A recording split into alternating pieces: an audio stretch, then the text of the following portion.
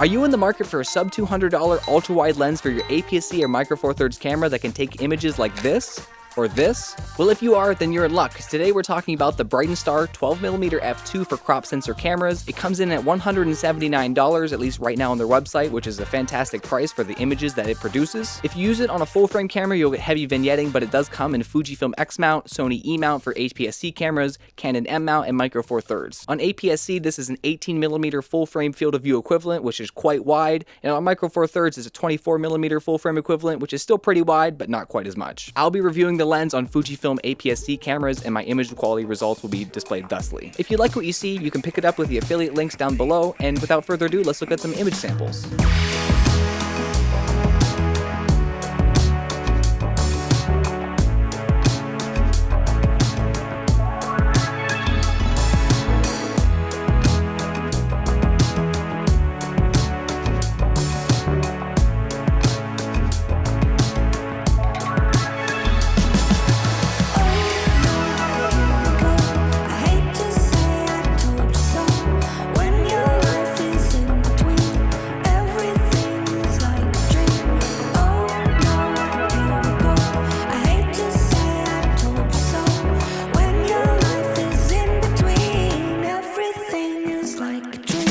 This is what the lens looks like on my Fujifilm X-T3. It's a very good size and weight for this style of camera, or maybe even smaller. It's not too particularly heavy for a manual focus lens, and it looks really nice on there. It's not front heavy by any means.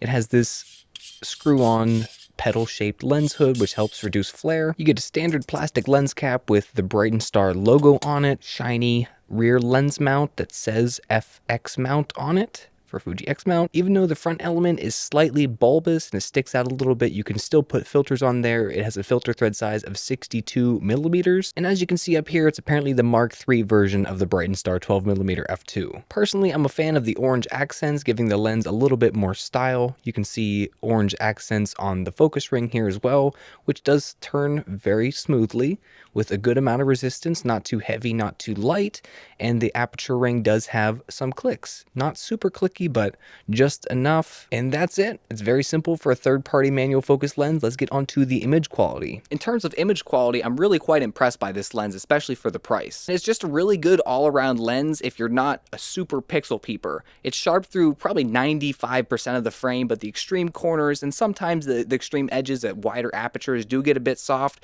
But again, this is only if you're zooming in at 100 or 200% and looking specifically in those parts of your image, which viewers of your image are probably not doing. So it's usually not that big of a deal unless you're doing serious landscape work or you really need corner-to-corner sharpness. Honestly, even the landscapes that I take with this lens, they're stopped down to f8 or f11 anyway. That's totally perfectly acceptably sharp. A lot of lees there, but I really don't think the sharpness is an issue at all. Even the slightly blurry corners, it's just something you have to kind of concede for this price range. The big flaw of this lens, I would say, is that it's very susceptible to flare. Wide open in f2 with a strong light source in or just outside of your frame, you get these sort of wild rainbow flares, which to be honest, I don't really mind too much. It kind of reminds me of some flares in some vintage lenses that I have, but obviously that's not ideal for clinicality or perfect representation of what you're taking a photo of. If you stop down the lens even a half stop, you get rid of that rainbow flaring, but still have pretty bad flaring.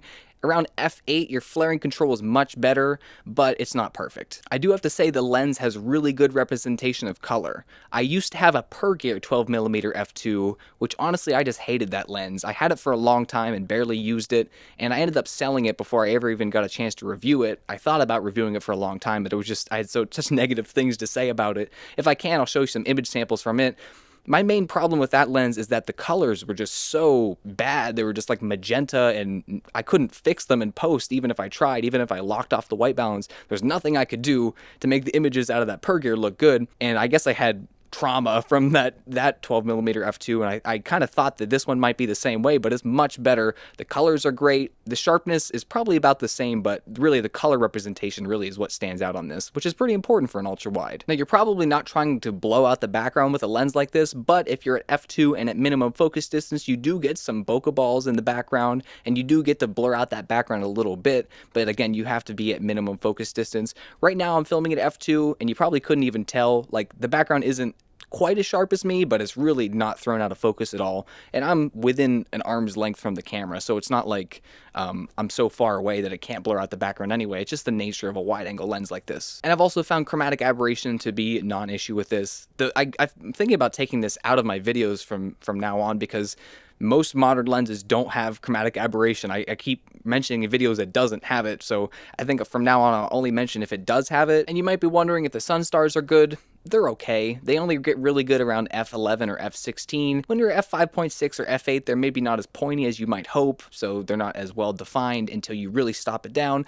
But I've really, even those stop down apertures like f11, even f16, the lens goes to f22, I would never shoot it there. But even f11 or f16, I don't notice a huge amount of softening due to diffraction, so that's a plus. The lens is honestly a lot better than I expected, and the true test of a lens is whether or not I use it for the entire talking head segment of the video, and for this I did, so that's how you know it's good enough. I deem it good enough to at least film with my videos, and I'll probably keep this one in the bag. It's just a fun thing to take out. It's a great ultra wide to have for if a friend's getting into photography and he wants to test out the waters in that. That's why I initially bought the Pergear 12mm f2, was just to be able to test the waters of ultra wide lenses without spending a fortune. But honestly, if I could go back in time, I would have told myself to get the Brightin Star, even though I don't know if it existed those years ago. This is the Mark III version of this lens too, so they've honed it down, and I probably improved the optics and especially the design. I really like the aesthetics of this lens, how it looks physically, but it seems pretty well refined for a third-party lens, despite the few flaws which it does have. But if you're in the market to try out that ultra-wide end of things, and you don't want to spend a bunch of money on like a Fujifilm 10-24 or an 8-16, then this is the perfect kind of lens for you. Honestly, I would recommend this lens. It's a load of fun. Brightin Star has kind of surprised me with a lot of their lenses that they've sent.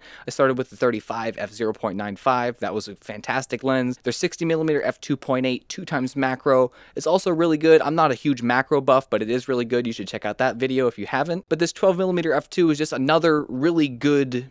It's not especially unique in terms of focal length and aperture, but it's just a really good lens for what it is. So yeah, I would recommend it. Check it out. There's a link in the description down below if you want to pick it up. Leave a like, leave a comment, and I'll see you in the next one, guys.